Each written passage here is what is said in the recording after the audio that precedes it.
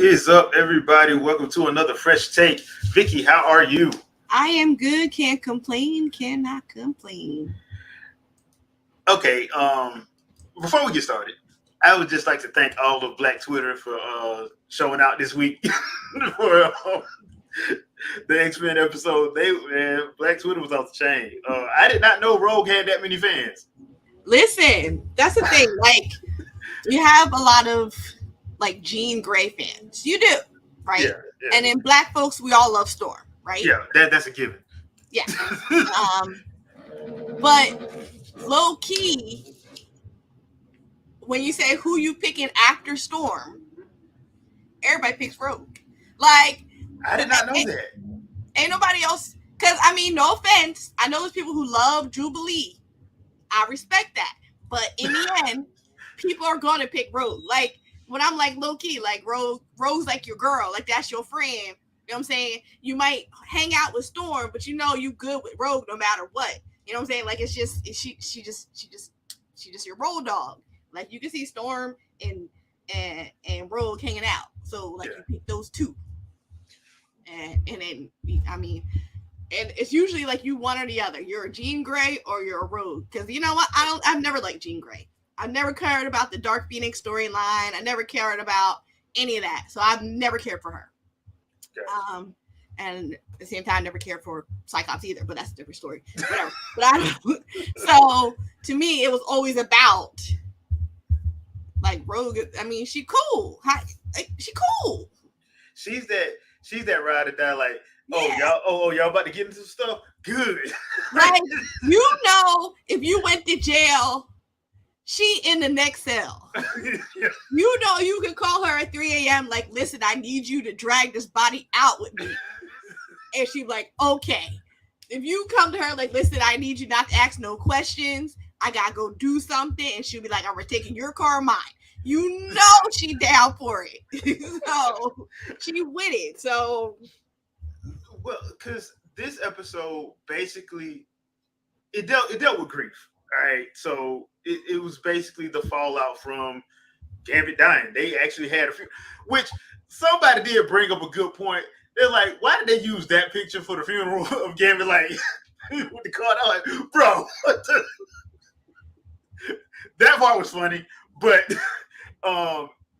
she because at the first part of the episode, she wasn't at the funeral, which Jubilee was like, why ain't she here? And like Wolverine had to straight up tell her, like, look, everybody take grief a little bit different. Exactly. And where was she? She went straight for a military installation. She grieving by whipping some behind. Yeah, that's what she doing. So the parts of the episode with her was basically her beating the brakes off people and being like, look, you gonna tell me what I want to know. I'm just gonna either kill you or put you in a coma. Pick. Yeah. So I was like, dang.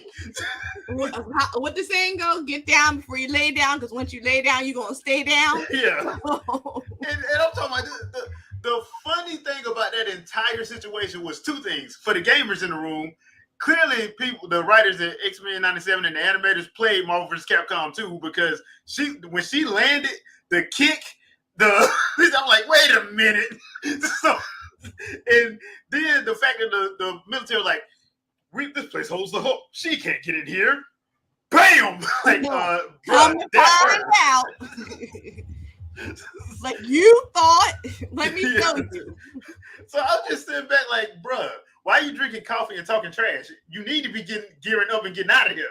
Exactly. So, yeah,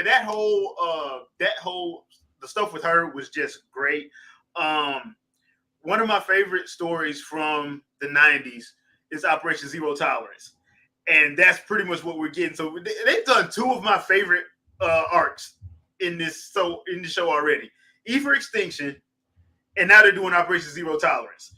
And they're making it make sense in their adaptation, because Bastion is one of my favorite X-villains. And they brought in the idea of the Prime Sentinels, which, if you read Operation Zero Tolerance, what Bastion was doing was in the comics, he was taking Iraq war veterans and turning them into Sentinels. So as soon as they came into contact with a mutant, they would turn into a Sentinel and either kill the mutant or the mutant had to kill them. because one of the saddest stories they had in there was one of Wolverine's friends that he helped train he had came back from um, the Iraq War, and he went to the VA. They turned him into a Prime Sentinel, and he was trying to fight the programming, and Wolverine had to kill him. Mm-hmm. He had to kill him because there was no way. Of course, Bastion wasn't gonna tell them how to save people. There was no way to save him, so he had to kill him, and that was like one of the more sadder stories that they did. But I liked the idea of bringing them in, and I like the idea of Sinister being in on all of it because they pretty much in this episode confirmed that Sinister is either Apocalypse is coming because Sinister is scared to death, and that's why he's doing all this. Nimrod is probably gonna show up, and Cable is there like, look, y'all have no idea what's about to happen At all. At all. These next 3 episodes are about to change. That's all I know. These next 3 episodes are about to be crazy. So the episode as a whole ramped everything up because it's kind of like the calm before the storm. And I love the fact because there was one thing that happened in the episode that people, and I want to get your thoughts on this, Vicky. Rogue basically killed Trask. She threw him off the damn. She let him go. Mm-hmm. They had him caught. She was like, "Tell me what you know." He's like, "I don't know nothing else," and she let him go. There were people mad about that. I'm like, no, I'm on board with this because that's realistic. People always wanting like heroes to be like, no, I'll do the right thing. Yes, I'm ready right now, but I will pull him back. No, she ain't Captain America. Die. Do you know exactly. What they always want heroes to be the good guys. That don't have to be. That could be 2 different things. You could be a hero and a bad guy. Okay, you know what I'm saying? So it's like when your emotions, like she just watched old boy die. Listen, I got my own thoughts about all that. Yeah. Whatever. She watched old boy die. And she just went off the deep end. And I love her line in there. She was like, look, there's a whole lot of people that died on Genosha, and he took a good man, my man. And that's, I'm like, oh, snap, she actually claimed him. No. Hold on. But don't claim him now, because you wasn't claiming him when you was dancing all up in the sky with the old boy. How you claiming him now that he dead? Nah, keep that same energy. Keep that same energy. Nah. But I was like, that part, I was like, oh, snap. I'm like, people were actually mad about it. They were like, she shouldn't have did that. Like, yes, she should have. Did you not watch everything in this episode? Oh, yeah. She is pissed. She totally should have. She totally should have.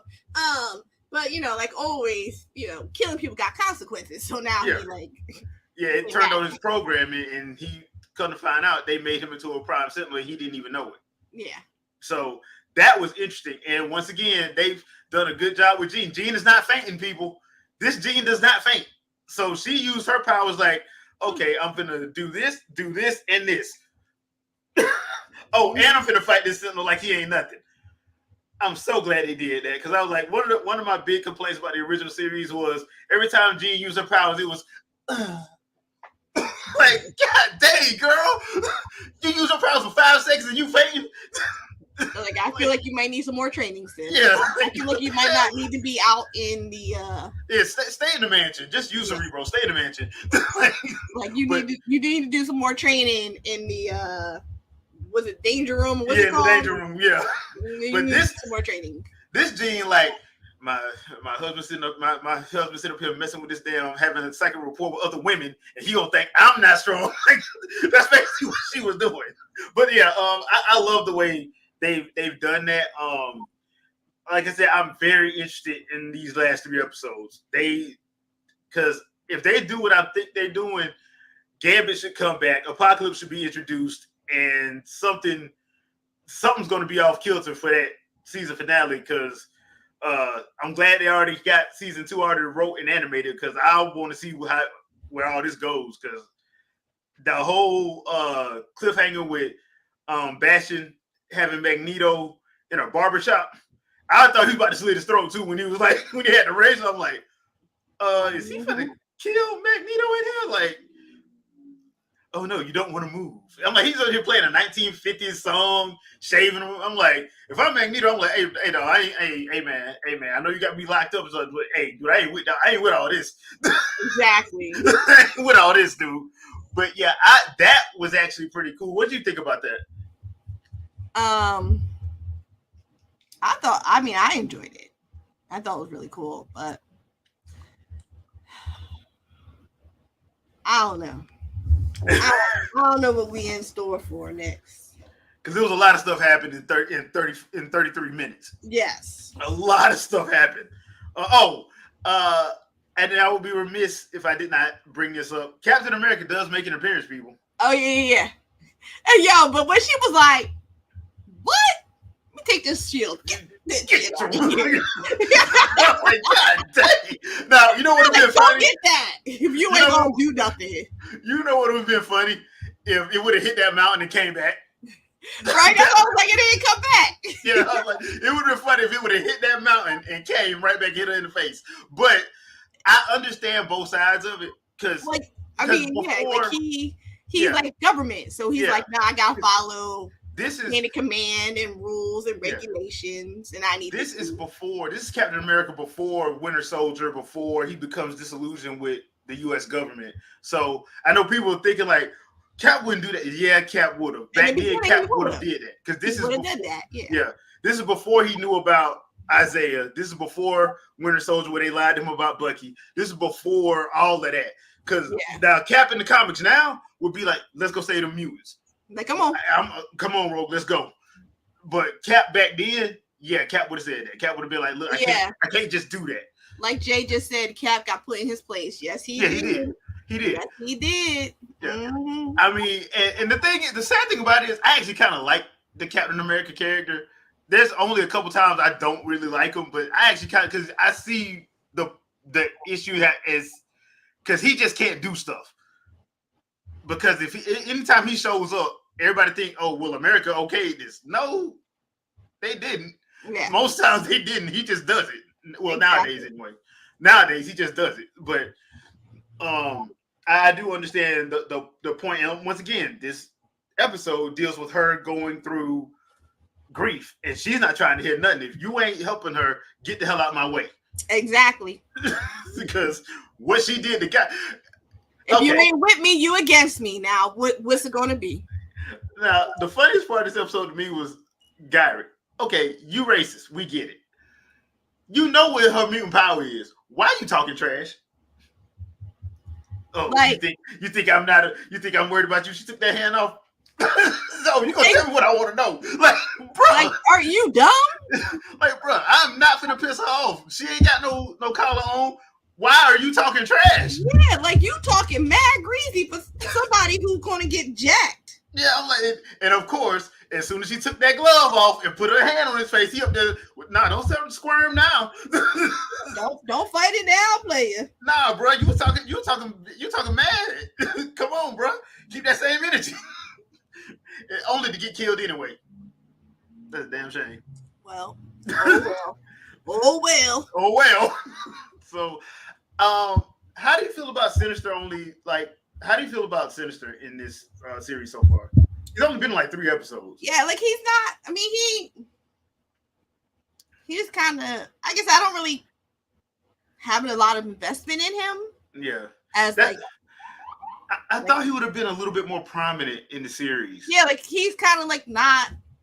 He's like a third thought. Like he's not even like an afterthought. He's a thought after the afterthought. Yeah. Like I don't really. And I like him because he's like a narcissistic ass. Yeah. But I'm not. But at the same time, like I'm not mad at that. Like it doesn't take away from the story and what's going on. I don't feel like I need to see more of him or anything like that. Like so it's fine. You know, I guess we gotta see when everybody come together. Yeah. Because then who didn't end with them learning that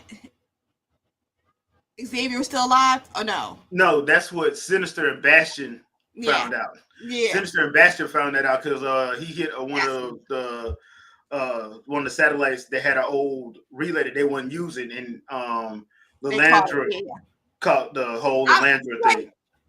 Okay. So I'm guessing Xavier's showing back up on Earth next week. Yeah, because I was like, how long's it been? I'm always about the timeline. If y'all have been watching this, I'd be like, well, how long's it been? Because they done buried him and had a funeral. Yeah. I'm And thinking when did he psychically connect with all of them. with Because it's had to have been at least a couple months because Magneto was growing a beard out. That's why he was shaving them. yeah. So then and, yeah, how long does it take for Professor X to travel from where he is to get to where to get back? That's the thing. We don't know. It's been a year. It's been a year. Okay, well that makes because the funeral must have happened early because they did do the funeral at the beginning of the episode. So yeah, that would have been and they were still helping with the cleanup. Well, they went to go help with the cleanup of Genosha. That's why. Oh, that's another. There's so many good parts of this episode. Beast went off on Trish Tilby cannot catch a break. She cannot catch a break. I'm like, I know you want to be an ally, but sometimes you just need to shut up and sit back. You don't need to be there. Like, why are you there? Why? That is not the place for you. You are not making things better. You're making things worse. Exactly. So, it's going to be interesting to see how they do this because I'm pretty sure Xavier is probably going to show up next week, and that's when, I'm guessing that's when we're going to see Nimrod. I'm guessing Cable is still going to be there because they showed Apocalypse in the intro with Cable. Mm-hmm. So this is going to be interesting. But yeah, this show has. Mm-hmm. Did we talk about how Jean Grey was using her psychic powers to find people in the rubble? And we didn't do that. Cyclops was like, "Oh, is it?" Like he all thought it was his old girl. Yeah, and I would have been mad at my man, like in front of me. Word, I'm using my powers to find your chick. Are you serious right now? we back in the ship, we fighting. Oh, some furniture moving up in there because ain't no way that you in front of all these people yelling out another woman's name.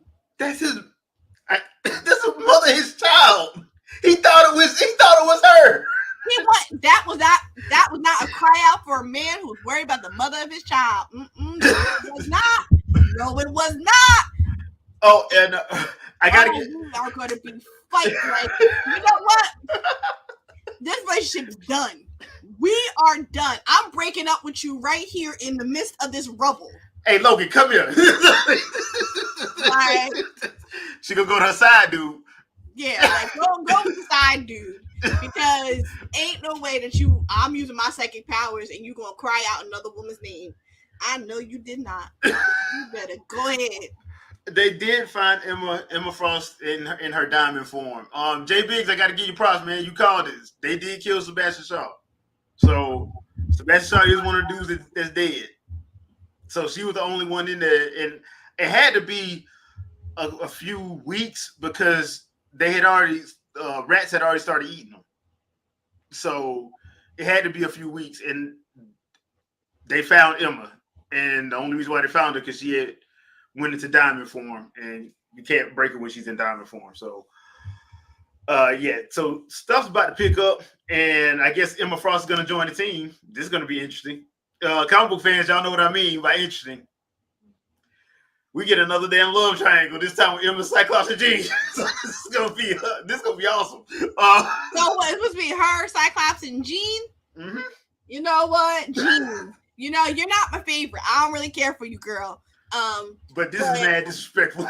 He mad disrespect. If that's not red flag after red flag after red flag, like, girl, leave him alone. That ain't nothing but a toxic relationship. Like, you can keep him. Go ahead. Go on over there. But yeah, that Genosha part was kind of kind of messed up because like you see everybody like with the memorials out, people still trying to help move the rubble out. Trish not understanding that she don't need to be everywhere and she really need to watch her words. Yep. Cyclops being the biggest dummy. Like, bruh. Like you said, Vicky, like she's literally right there. Right literally right there. I know that's your baby mama. She literally right there. Like, we're done. Yeah, you might as well go to break up. This ain't working. You might go to break up, bro. Exactly. Because ain't no way. Yeah, because you done messed this one up, partner. I don't see how you come back from this one, Playboy. But overall, it was a good episode. Very good episode. It feels like a lot is going on, but the way they've been moving the series so far, it's making sense. It's not like we're getting all these threads and we don't know if they're gonna close them. It's all moving to something. So even the Storms, I can't wait for Storm to come back to the team because, like, I don't think a lot of people know, but Storm and Gambit were real close. So yeah. Let's just say she's gonna be one of the people that's not too happy when she finds out who. She ain't gonna be happy. So the Queen Mother gonna and we'll leave it at that. So I'm looking forward to the next 3 weeks, honestly. So, but they, my brother, he sent something. They said that you should rewatch a particular episode before we watch next week's episode. Hold on. Do you know which one? Yeah, I can pull it up right now.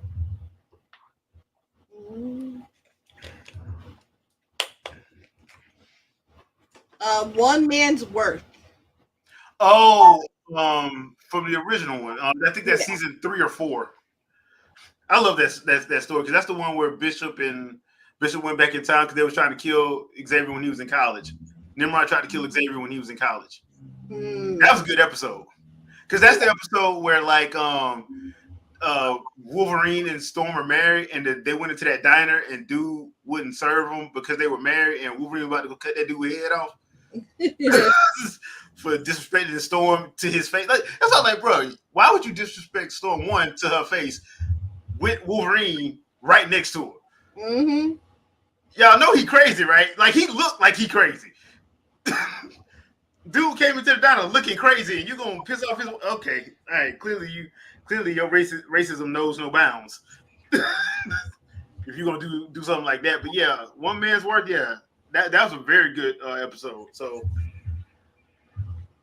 that one, I have no problem watching that one, as it were. But yeah, leave a comment. Like, it's season 4, episode 1. Dang, I'm good. So I'm like, let me pull that up, make sure I know what episode so I can watch it beforehand. Yeah. All right, peeps. Let us know in the comments what you guys think about the episode and how you are liking X-Men 97 so far. Vicky, any final thoughts? Listen, I'm along for the ride. I don't know where they're taking us. It's been some ups and some downs and some sideways and byways. So I don't know where we're going. We're going to find out. Yeah, we're going to find out because this is getting real interesting. So, especially with all the villains piling up. So this is going to be real fun. We got the Winging It podcast at 7 tonight, and Vicky's going to be joining us. So please stop by because she's going to be giving us round 2 of the BIPOC Streamer Awards. So please make sure you come through. Chat, as always, is going to be open. So we got a good one for you tonight. We got some good stuff to talk about.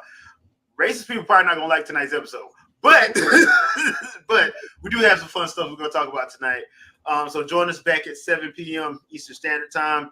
Other than that, we'll see you guys next week. Thank you, everybody in the chat, for joining. We appreciate you, and we'll see you guys next Sunday at 6 p.m. Eastern Standard Time. Peace out, people.